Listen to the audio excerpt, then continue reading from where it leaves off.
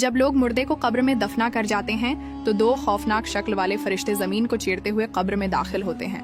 हदीस में आता है कि ये फरिश्ते मुनकर नकीर हैं। इन दोनों फरिश्तों के लंबे लंबे दांत, खौफनाक सियाह और नीली आंखें और लंबे सियाह बाल होते हैं। ये दोनों फरिश्ते इंसान के सामने उसके एमाल के मुताबिक जाहिर होते हैं। अगर मरने वाला शख्स नेक था तो ये दोनों फरिश्ते खूबसूरत और नूरानी शक्ल में जाहिर होते हैं, और अगर मरने वाला शख्स गुनाहगार है तो ये दोनों फरिश्ते इंतहाई खौफनाक शक्ल में जाहिर होते हैं, जिनका कोई तसव्वुर भी नहीं कर सकता। रसूल सल्लल्लाहु अलैहि वसल्लम ने इरशाद फरमाया, जब मैयत कब्र में दफन कर दी जाती है तो उसके पास नीली आंखों वाले दो फरिश्ते आते हैं। एक का नाम मुनकर और दूसरे का नाम नकीर होता है। ये दोनों फरिश्ते उस मरने वाले शख्स से सवाल करते हैं, तेरा रब कौन है? अगर तो मरने वाला शख्स नेक हो तो वो जवाब देता है कि मेरा रब अल्लाह ताला है। उसके बाद दूसरा सवाल किया जाता है कि तेरा दीन कौन सा है? अगर तो मरने वाला शख्स नेक हो तो वो जवाब देता है कि मेरा दीन इस्लाम है।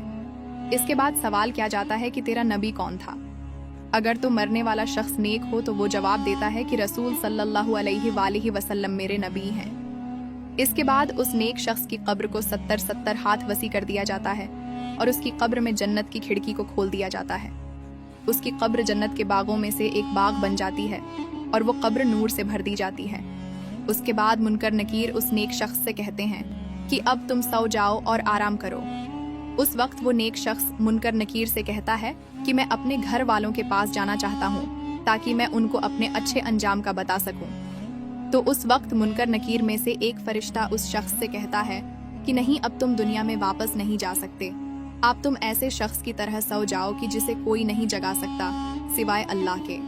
दोस्तों, अगर मरने वाला शख्स काफिर, मुशरिक या गुनाहगार हो तो मुनकर नकीर फरिश्ते उसके सामने उसके एमाल के मुताबिक जाहिर होते हैं, यानी खौफनाक शक्ल में आते हैं और उससे भी यही 3 सवाल करते हैं कि तेरा रब कौन है, तेरा दीन कौन सा है और तेरा नबी कौन है।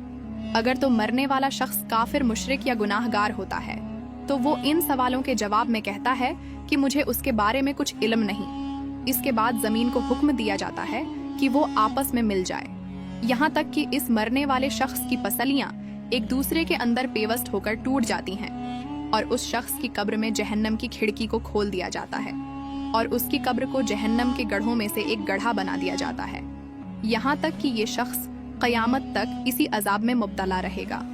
हदीस में आता है कि उन दोनों फरिश्तों के पास इतना बड़ा हथौड़ा होता है कि अगर रुए जमीन के तमाम इंसान और जन्नात मिलकर भी इस हथौड़े को उठाना चाहें तो उसको न उठा सकेंगे, और अगर ये हथौड़ा किसी गुनाहगार इंसान को मारा जाए तो उसका पूरा जिस्म और हड्डियां रेजा रेजा हो जाएं।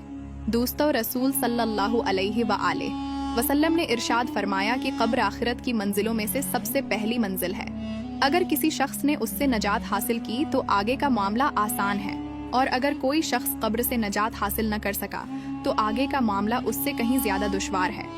अल्लाह ताला से दुआ है कि अल्लाह ताला हमें नेक ऐमाल करने की तौफीक अता फरमाए, हमें अजाब कब्र से बचाए और आखिरत में आप सल्लल्लाहु अलैहि वसल्लम का जन्नत में पड़ोस नसीब फरमाए। आमीन।